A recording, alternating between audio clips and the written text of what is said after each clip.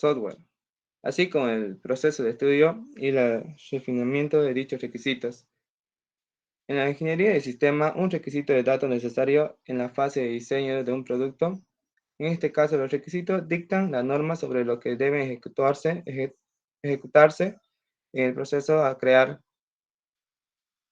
¿Qué es lo que implica? Lo que implica es identificar las necesidades de la organización antes de empezar a diseñar un sistema. Para hacer esta labor previa, es necesario recopilar el máximo de información posible y tiene como objetivo identificar y definir las necesidades del usuario y las organizaciones para el desarrollo de un sistema de software o hardware.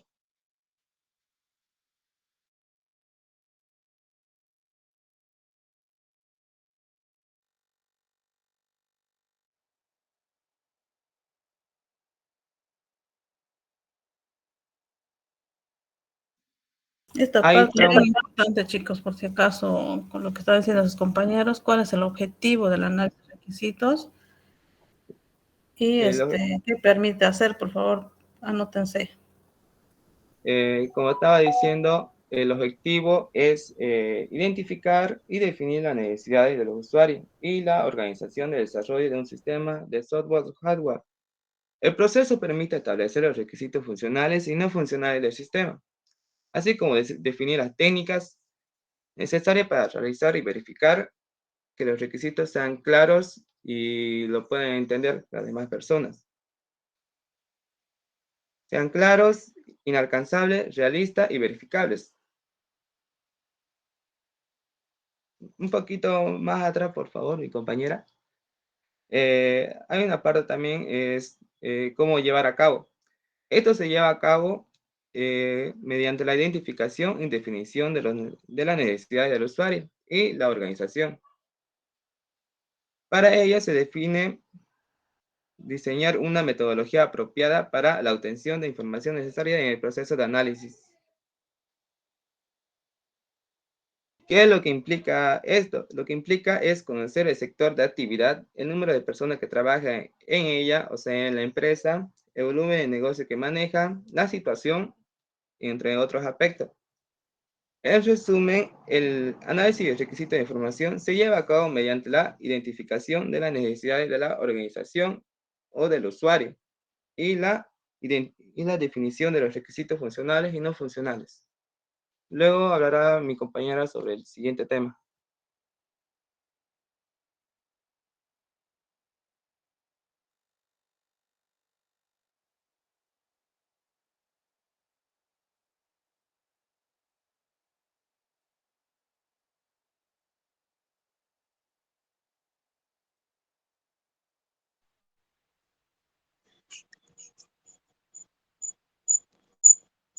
Recopilación de datos.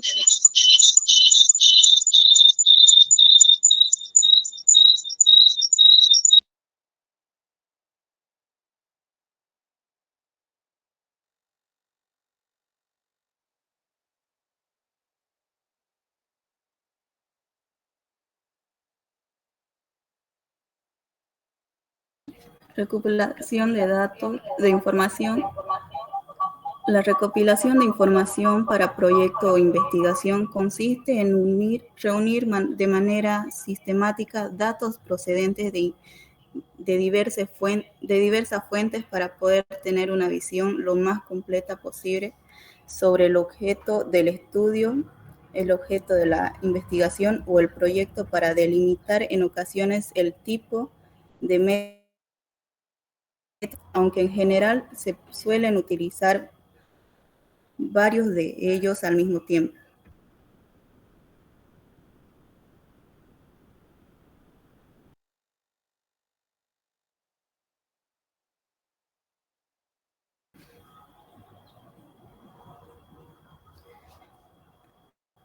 Métodos interactivos y no intrusivos, perdón. Los métodos no intrusivos son menos molestos que otras formas de obtener los requisitos de información. Algunos de estos métodos son el explorador, la investigación y la observación del comportamiento y el entorno físico de un tomador de decisiones. El probador es el proceso consistente en seleccionar sistemáticamente elementos para tener un buen demostrado. El sistema debe seguir 4 pasos. Determinar qué datos van a ser recopilados o descritos. Determinar qué población se van a tomar como muestra. Elegir el tipo de muestra y decidir el tamaño de la muestra. La investigación es la acción de descubrir y analizar los datos. Método interactivo. Los métodos interactivos son aquellos en los que el analista interactúa directamente con los usuarios para obtener información. Estos métodos incluyen entrevistas, cuestionarios y talleres. Las entrevistas son una técnica de recopilación de información en la que el analista hace preguntas a los usuarios para obtener información. Los cuestionarios son una técnica de recopilación de información en la que se envían preguntas a los usuarios para que las respondan. Los talleres son una técnica de recopilación de información en la que se reúne un grupo de usuarios para discutir y generar ideas sobre los requisitos de información. Su diferencia. Existen diferentes métodos para recopilar información de los requisitos de información. Algunos de ellos son interactivos y no intrusivos. Los métodos no intrusivos incluyen el muestreo, la investigación y la observación del comportamiento y el entorno físico de un tomador de decisiones. Los métodos interactivos incluyen entrevistas, cuestionarios y talleres. El analista debe seleccionar el método más adecuado para obtener información precisa y complementar la información que requieren los requisitos de información.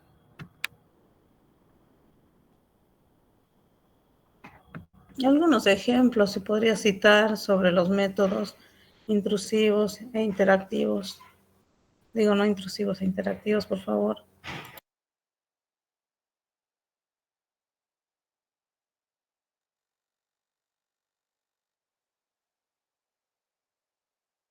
De los métodos no intrusivos, sería cuando van a diferentes lugares para hacer diferentes tipos de investigaciones para analizar y descubrir más sobre ellos. De métodos interactivos se puede obtener mediante los cuestionarios, los talleres y las encuestas. Eso cada persona puede hacer y de acuerdo a eso podemos llegar a obtener un resultado. Puede decir que un método no intrusivo es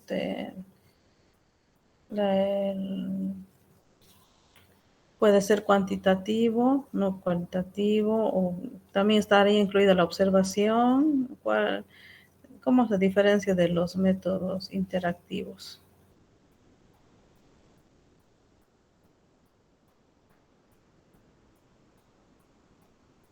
Más que todo en los métodos no intrusivos tomamos en cuenta la investigación y la observación, no tanto el llenado de encuestas, entrevistas, porque estos son interactivos donde va a hacer las preguntas a los usuarios o clientes.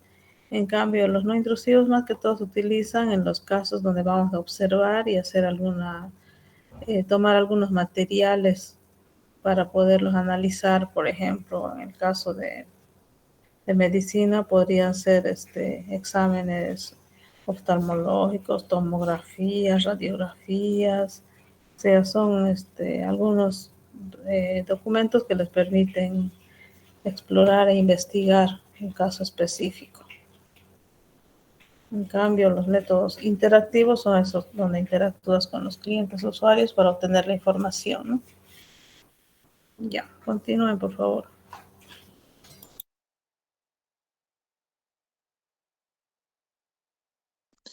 Bueno, metodología Scrum. En definición, la metodología Scrum es una metodología ágil que se puede aplicar a todo tipo de trabajo en equipo, ya que eso incluyendo el análisis de requisitos de información, y también destacar que Scrum también se centra en el desarrollo de un conjunto de tareas y procedimientos dirigidos a la gestión de proyectos. Es eso que se debe, que se caracteriza por evolucionar con el tiempo y desarrollarse con equipos multidisciplinares. También en Scrum, también alzamos los requisitos, se abordan en sprints, ya que esos son el orden que aparecen en el proyecto Backlog, el cual es una lista ordenada de las funcionalidades, características o mejores y correcciones que se deben realizar en el producto.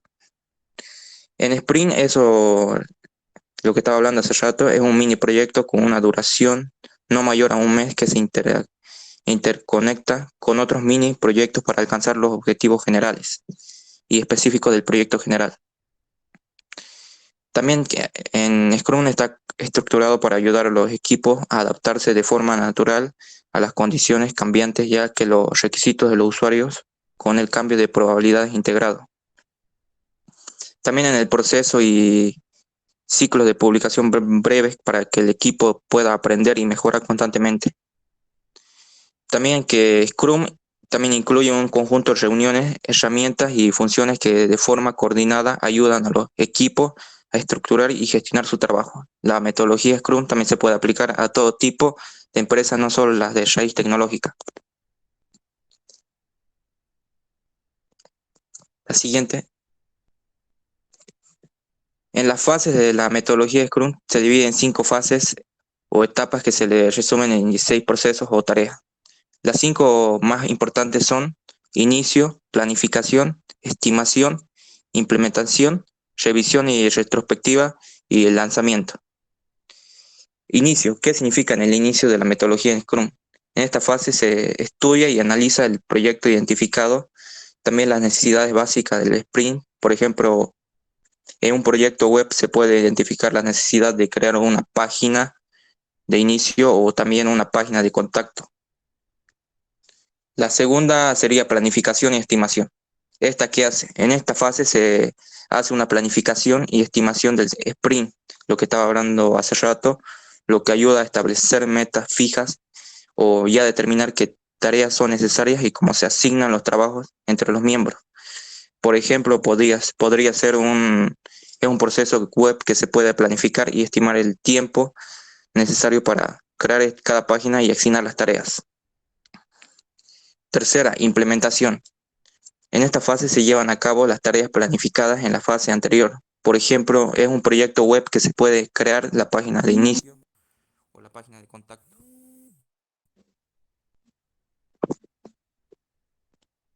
Y la cuarta sería revisión y retrospectiva. En esta fase se revisan los resultados obtenidos y se identifica las áreas de mejora. Por ejemplo, en un proyecto web se puede revisar la funcionalidad de cada página y determinar si se cumplió con los objetivos establecidos en la fase de planificación. Y la última, que sería el lanzamiento. En esta fase se entrega el producto final al cliente. Por ejemplo, en una página web se puede entregar el sitio web completo para su uso y disfrute. La siguiente diapositiva. Conclusión. Ya esto para definir qué es metodología Scrum, para que quede claro, sería para recopilar información y requisitos de manera efectiva. O también se puede utilizar de métodos interactivos y no intrusivos, lo que estaba hablando hace rato mi compañera, como el demostrado de la investigación y la observación del comportamiento y el entorno físico de un tomador de decisiones. Y también además recalcar que es importante para tener una cuenta que la recolección de datos se refiere al enfoque sistemático de reunir y medir información, ya que esas diversas fuentes a fin de obtener un panorama completo y preciso de una zona de interés.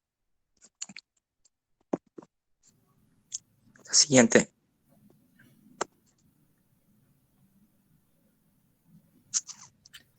Eso sería todo. Gracias. Buenos días, ingeniera. Me gustaría complementar un poco sobre la metodología de Scrum. Por favor, La gracias. verdad también tiene que decir mi compañero un poco, recopilar lo que dije.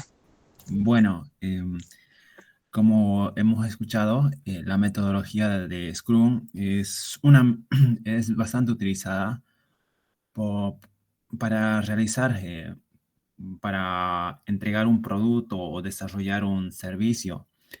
También está la metodología Kanban, pero bueno, vamos a enfocarnos en la metodología de Scrum. Esta metodología de Scrum permite que, bueno, no solamente les permite ser un poco más,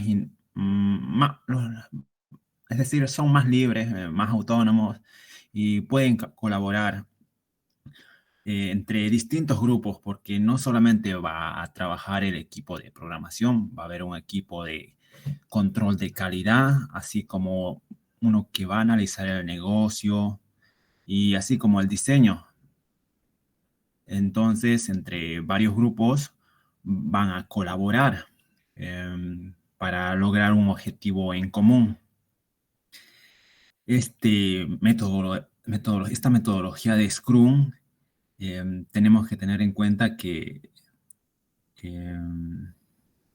o sea, van a tratar de cumplir metas. En la metodología lo llaman sprints. Estos sprints son periodos de tiempo entre 2 y 4 semanas. Son, por así decirle, es como la asistencia. Los grupos se tienen que reunir y, bueno, y entonces van a,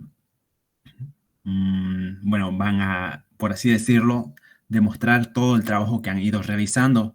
Van a discutir qué cosas se pueden mejorar, qué cosas se tienen que quitar. Y entonces, en cada sprint se van a reunir, van a discutir las ideas. Así como también creo que, si no me equivoco, hasta todos los días tienen que asistir. Hay sprints diarios. Aunque algunos tengo entendido que bueno, no lo consideran tan bien esta metodología, porque a veces gastan bastante tiempo debido a que se tienen que reunir cada día en vez de solamente tratar de enfocarse en cumplir el objetivo, porque después de cada sprint elaboran una lista de objetivos a cumplir durante cierto tiempo. Entonces, por así decirlo, no les permite a algunos concentrarse. Bueno, eso sería por mi parte sobre la metodología de Scrum.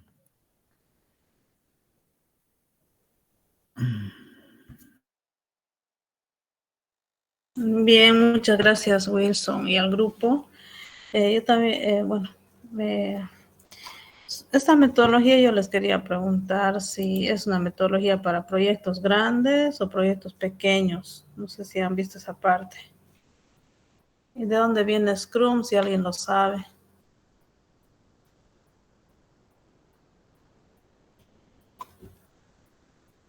¿O de dónde ha nacido, surgido?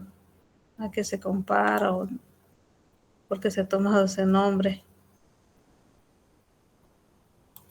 ¿Alguien? Ustedes decían que las fases de la metodología Scrum es inicio, planificación, implementación, revisión y lanzamiento. Las 5 etapas.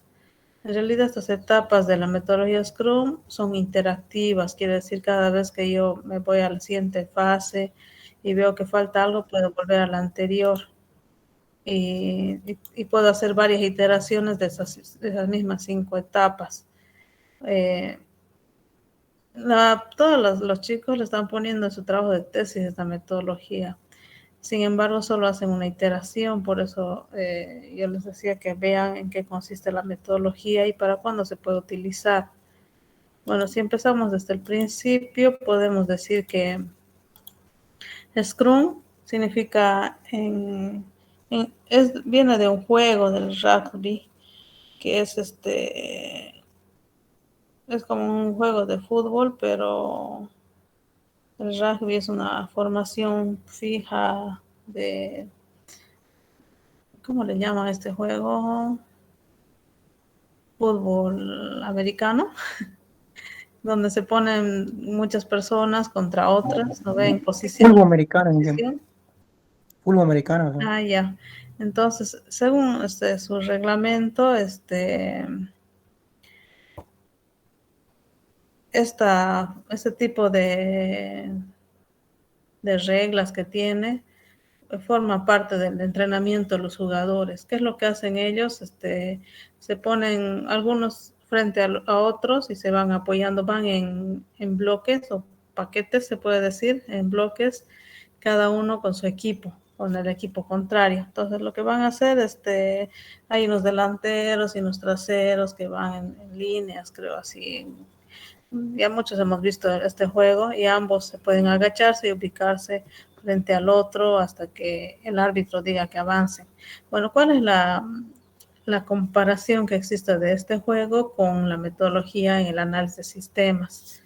Bueno, normalmente, si se han fijado ustedes en este deporte, se pasan la pelota. Entonces, se pasan la pelota al siguiente jugador.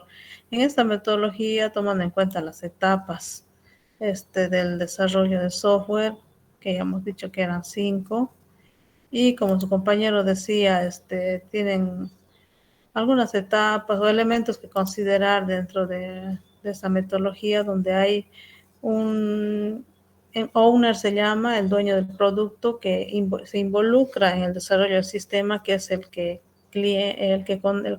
contrata al equipo de desarrolladores de software, que tiene que estar involucrado y también tiene que asistir a las reuniones o sprints que decía su compañero. Bueno, los sprints son pequeñas reuniones que en algunos casos se hacen, como decía, todos los días, o se hace una vez por semana, se fijan fechas, pero estas reuniones tienen que ser muy cortas, tienen que ser al punto directamente. ¿En qué he avanzado, cuánto he avanzado y qué me falta hacer? Eso es lo único que tienen que decir. Bueno, hay un equipo, es por eso que yo les preguntaba, ¿para qué tipo de proyectos? Son para proyectos grandes, para proyectos de gran magnitud. No se utiliza en proyectos pequeños. ¿Por qué? Porque se tienen que reunir un equipo de desarrolladores de software, un equipo de programadores. Entonces, a cada programador le dan una parte del sistema para que desarrolle y tienen que coordinar, todos tienen que trabajar sobre la misma carpeta, análisis de requisitos, tienen que especificar los procesos de la misma manera, diseñar sus bases de datos de tal manera que cualquiera de los otros equipos pueda utilizarla. No voy a decir yo uno de los atributos o mi campo de una base de datos de mis clientes se llama usuario y el otro le va a poner cliente, el otro va a poner otra cosa. Entonces no va a haber compatibilidad, tienen que utilizar los mismos términos, etcétera.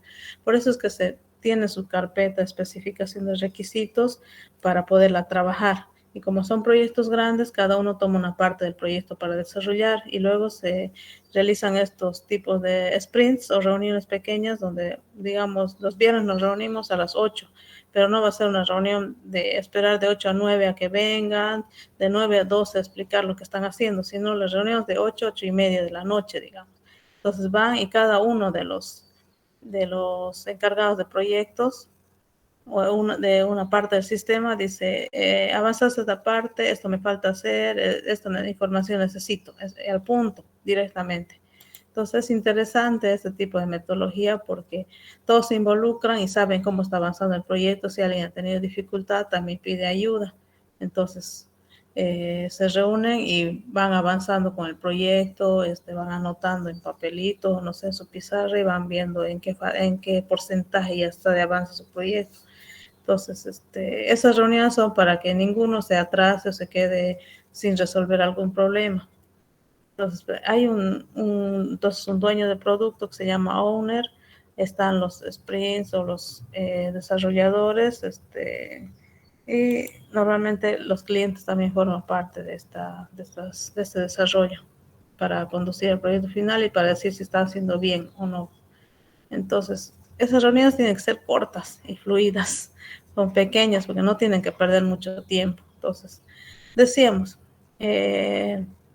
existen los masters, Scrum o Scrum Master, Stakeholder también le llaman, los equipos que son los los pequeños grupos que forman parte para el desarrollo del proyecto y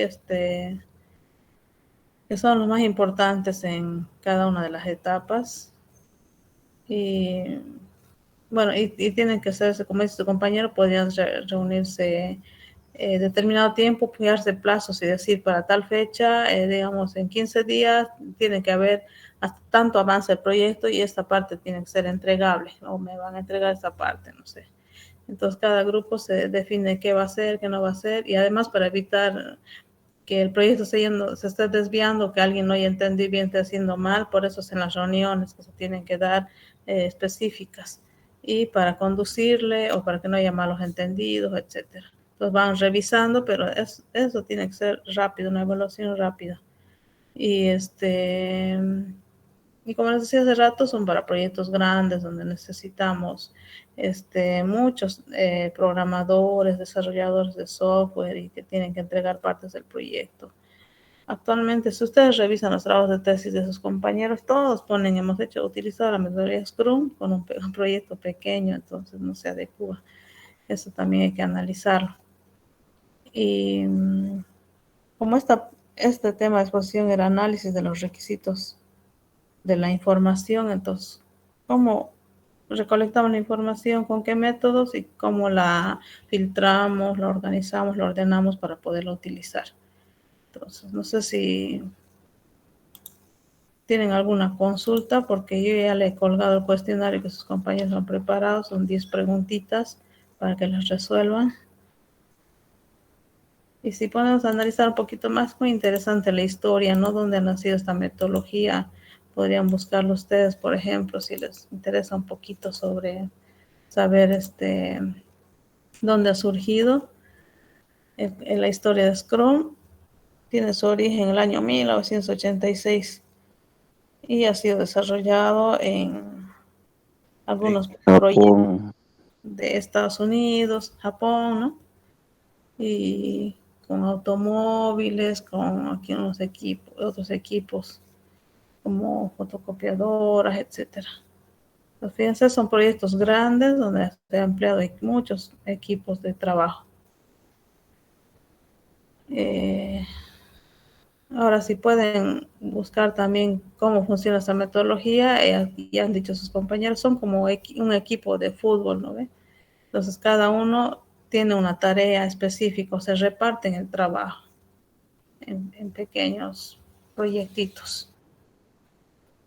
Eso sería un poquito sobre la metodología y no sé si hay alguna otra consulta. Yo quería mostrarles una partecita de un video, les voy a mostrar una partecita pequeña y les voy a pedir que resuelvan luego el cuestionario. Voy a colgarlo también este video en la plataforma para el que tenga interés lo vea completo.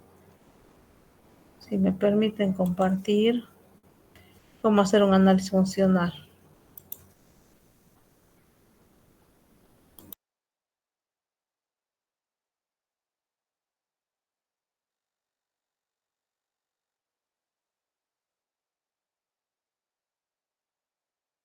Tan grande como Amazon. O sea, quiero decir, los dos son un e-commerce, pero claro. Saludos, desarrolladores. Hoy vamos a hablar sobre cómo hacer un análisis funcional. Y creo que lo primero de todo es explicar qué es un análisis funcional, por qué necesitamos hacer un análisis funcional y para qué nos va a servir o qué problemas nos va a evitar.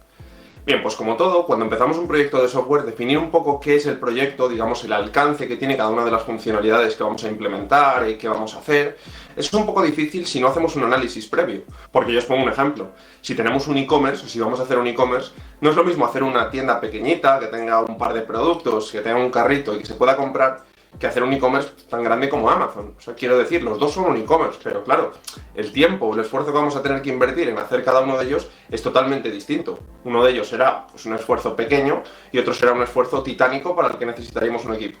Entonces, lo primero que tenemos que hacer es analizar, o más bien describir en qué consiste nuestro proyecto. Más bien decir qué funcionalidades vamos a implementar y en qué consiste cada una de esas funcionalidades.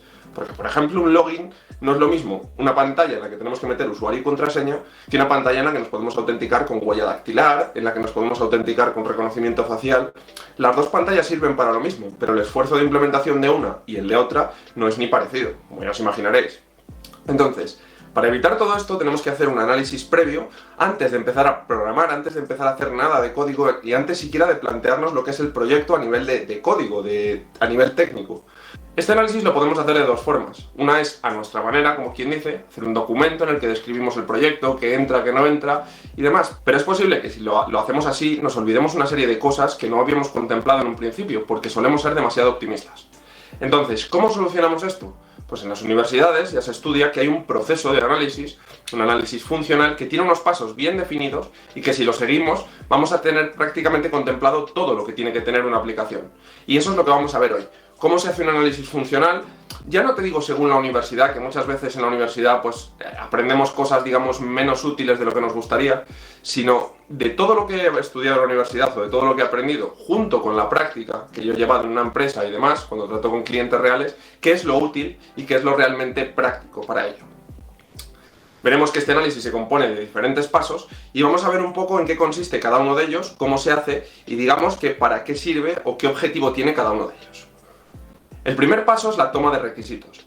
Nosotros, para empezar una aplicación, tenemos que hacer una reunión, una o tantas reuniones como sea posible, con nuestro cliente para definir en qué consiste la aplicación, qué es lo que quiere nuestro cliente hacer con esa aplicación, para qué la quiere utilizar, qué funcionalidades quiere que tenga.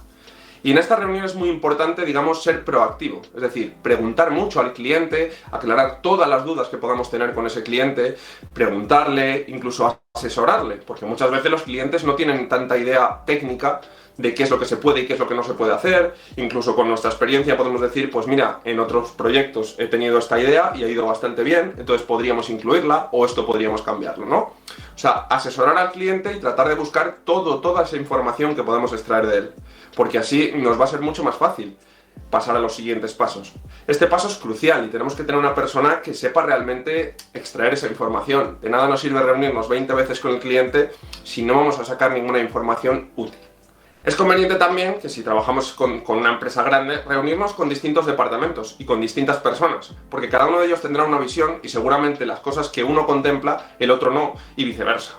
Así que en definitiva, extraer toda la información posible y apuntarla, llevarnos unas notas y demás para poder seguir con los siguientes pasos.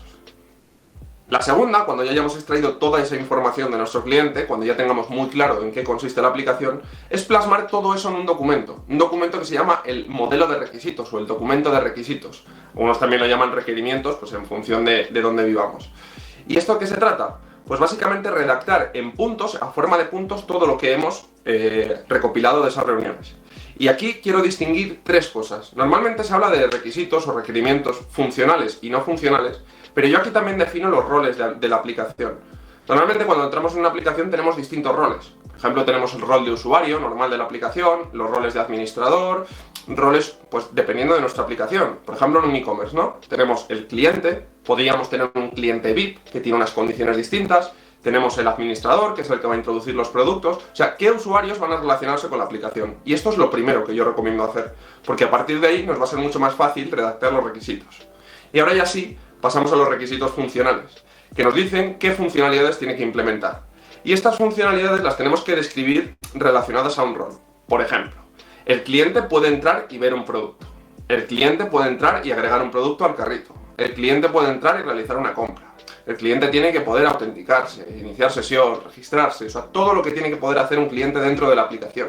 Hay que definirlo de forma abstracta, entre comillas. O sea, no tenemos que bajarnos a la implementación, va a hacerlo a través de un formulario, sino de una forma un poquito más abstracta, un poquito más hacia arriba, sin entrar en detalles técnicos o excesivamente técnicos. Sí que podemos incluir que se lo va a hacer a través de un formulario, pero no hace falta definir qué campos va a tener ese formulario todavía. Y luego están los requisitos no funcionales. Los requisitos no funcionales tienen que ver más con cosas técnicas, como por ejemplo el tiempo de respuesta máximo que va a tener. Si un usuario, por ejemplo, entra a ver un producto, ese producto no puede tardar más de medio segundo en cargar. Si un usuario envía un mensaje, ese mensaje en el chat se tiene que reflejar a tiempo real. No me vale de nada que llegue 5 segundos más tarde porque empeora la comunicación. El servicio tiene que estar disponible 24 horas al día, no se nos puede caer porque somos una empresa muy grande, etc. O sea, una serie de cosas a nivel técnico que tiene que cumplir la aplicación. Y con todos estos requisitos, cuando ya los tengamos bien redactados, es cuando podremos empezar con el siguiente paso, que es describir cada una de esas funcionalidades. El tercer punto es crear los casos de uso. ¿Los casos de uso qué es? Pues si os había dicho que en los requisitos no teníamos que entrar muy en profundidad en las funcionalidades, en este punto es donde sí vamos a entrar en las funcionalidades. Vamos a describir qué implica cada una de esas funcionalidades, cómo la vamos a hacer, y lo vamos a hacer a detalle. Y cuando digo a detalle me refiero a teniendo en cuenta todas las posibilidades. Todas. Porque posibilidades que no tengamos en cuenta son las que luego después van a traer problemas. Vamos a ver, por ejemplo, en el caso de un login. ¿Cómo sería un caso de uso en el caso de un formulario de login?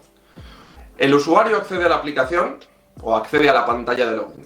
Se va a encontrar con un campo de usuario, un campo de contraseña, un campo de mantener la sesión iniciada o de recordarme y un botón. Vale. Vamos a describir primero lo que sería el caso de uso correcto, en el caso de uso que un usuario realice este login correctamente. El usuario introduce su usuario en el campo de usuario, la contraseña en el campo de contraseña, elige recordar contraseña, o sea, elige mantener la sesión iniciada y da al botón. Entonces, si el usuario coincide, lo que le hará es enviar una alerta diciendo que está autenticado y le redirige a la pantalla de login y termina el caso de uso, porque ya digamos que esa funcionalidad ha terminado. Y ahora vamos con pequeñas variantes sobre ese caso de uso que también hay que describir. Primero, si el usuario elige recordar contraseña, lo que vamos a hacer es fijar un token con un tiempo de expiración de 2 días o de 3 días o del tiempo que sea, ¿no? Para que el usuario se mantenga autenticado sin necesidad de introducir las credenciales. Si el usuario, en cambio,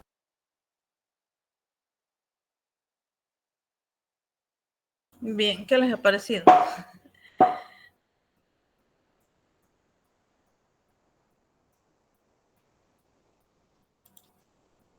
¿Alguien me puede decir un ejemplo de un requisito no funcional?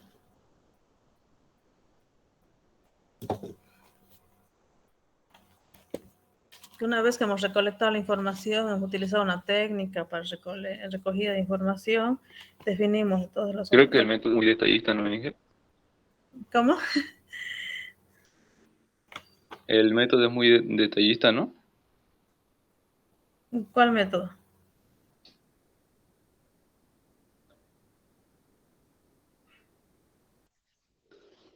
El que está usando en el video. Bueno, en realidad lo que está explicando aquí en este video es cómo hacer el análisis funcional, dice, ¿no ve? Entonces, ahí define, una vez que hemos hecho la utilización de los instrumentos que explicaban sus compañeros, que pueden ser no intrusivos o interactivos. Entonces, una vez que tenemos recolectada toda la información, ya definimos los requisitos funcionales en base a esa información. ¿Qué significa funcionales? Son lo que quiere el cliente o lo que quiere que haga el cliente. Por eso decían, ahí vamos a definir un listado, decir, el cliente necesita esto, si quiere esto, quiere esto, quiere esto. Eso es cómo va a funcionar el sistema de manera general. Eso sería un ejemplo, sería el cliente requiere de un reporte general de las ventas, por ejemplo. Así ustedes van a ir detallando sus requisitos, así un listado, todo lo que se les ocurra. Y luego van a ir depurando por ahí algunos está duplicado, etcétera. Y los no funcionales que decían en el ejemplo o en el video, o ya saben ustedes también.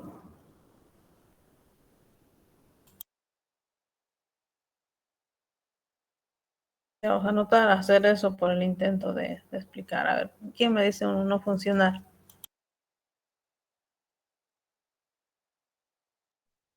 No funcional son las que tienen restricciones a los requisitos impuestos.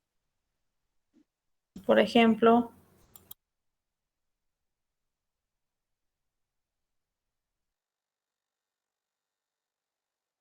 sería aumentarle, digamos, una actividad a una página web en específico, cual no tendría nada que ver. Por ejemplo, los anuncios, creo.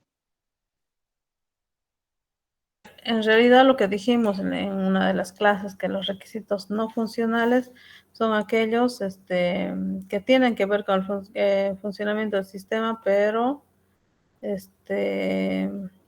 ver cómo le explico. No son las tareas que va a cumplir, sino que van a ser de apoyo al funcionamiento del sistema. Por ejemplo, la velocidad de acceso al sistema, el tiempo de grabación, el tiempo de respuesta. Son esos los requisitos considerados no funcionales, que tienen que ver cómo hacer de que funcione de la mejor manera el sistema.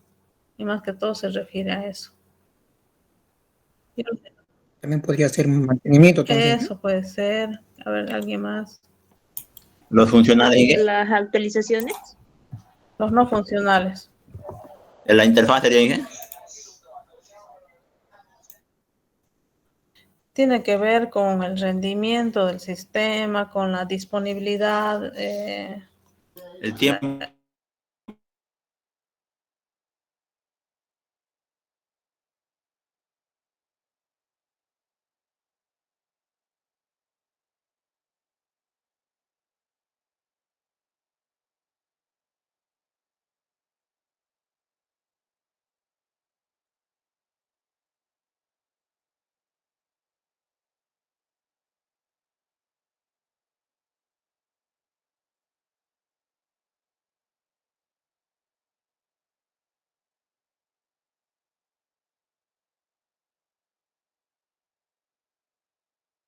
Por ejemplo, usabilidad. Hay otro que se llama escalabilidad o escalable, quiere decir que se puede actualizar. ¿Han visto ustedes cuando ponemos un software en la computadora y ese software lo llevamos al celular, se adapta al tamaño de pantalla, cuando lo mueven, etcétera? ¿Qué se llama eso? ¿Alguien sabe?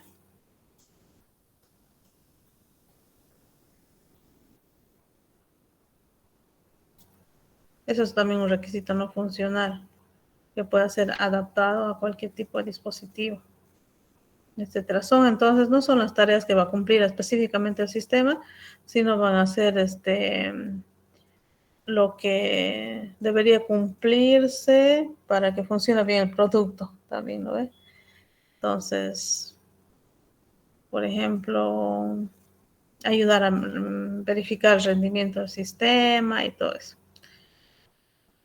Bien. Ya no, aquí tenía que anotar. Joel, Verónica. Sigue. ¿Alguien más participó? Me acuerdo. Yo, Inge. Milson, ya. Bueno, entonces les dejo el cuestionario. ¿Quién?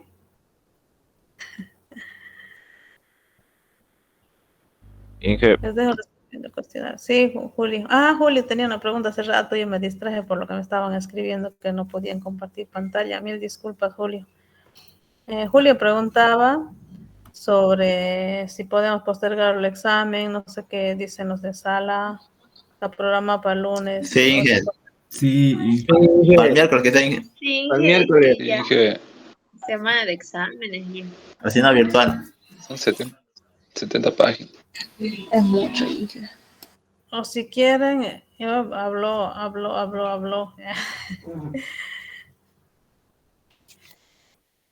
Mariana, ya. Y aquí ahora todos participan, ¿no? Yo estaba hacía rato queriendo que participen. Ya, chicos, si lo preparo virtual o el sistema, ¿para cuándo podrían darlo? Porque pues para el sábado, para mañana o el domingo. Para mañana está bien. Para mañana, Inge. Sí, Inge. Ya se lo voy a preparar entonces en el sistema. ¿A qué hora? A las 8, Inge. Sí, a las 8 de la noche. En la noche que sea. 8 de la mañana. Ahora todos están disponibles, Inge, ya. Sí. 8 de la noche, 8 de la mañana, ya no entiendo. De la noche. No, en la mañana. La noche. En la mañana. ¿Ves? Pónganse de acuerdo. O si no, hoy día en la noche.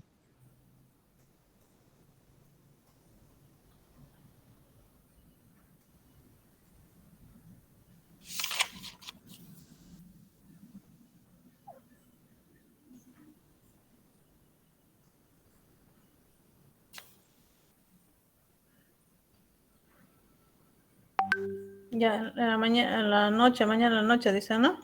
Sí, Inge. Inge. Ya, 19 horas le pongo, 19:30. También. Va a estar en la Y medio plataforma, entonces. No va a decir que no sabía nada, va a estar en aulas virtuales. El 1 de abril es. Sí, Inge, hoy día es 31 ya. Último día del mes. No, Bongora. Ya, 1 de abril 2023, 19:30. Ya. Listo, así quedamos entonces, jóvenes. Quedaríamos ahí. Y hasta a las 11:59 tienen que presentar el cuestionario que ya está en la plataforma. Ahí está todo su material. Bueno, hasta luego, jóvenes. Hasta luego, Inge. Hasta luego, Inge.